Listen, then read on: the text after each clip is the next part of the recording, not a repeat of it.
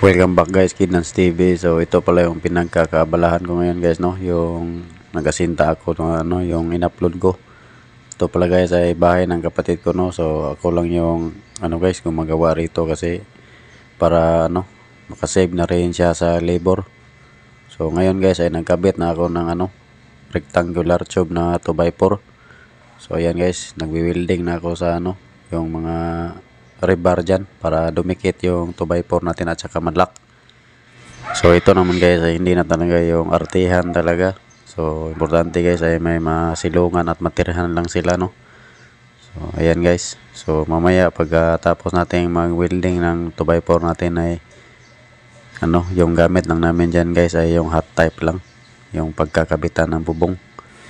So medyo kinulang kami sa materials guys. Sa susunod na naman mag-iipon pa ng pang bili ng materials kasi short na naman yung budget na pangbili ng para sa bubong guys.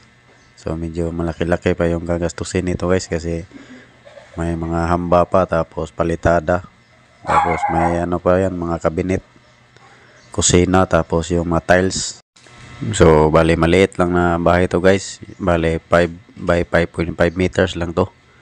Pero yung gastos ay hindi basta-basta guys, kahit maliit lang yung bahay.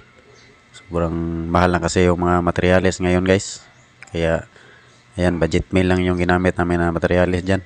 Yung hot type lang at saka yung rectangular tube na 2x4. So lalo na kapag yung nagbabayad ka pa ng mga tao dito na gumagawa.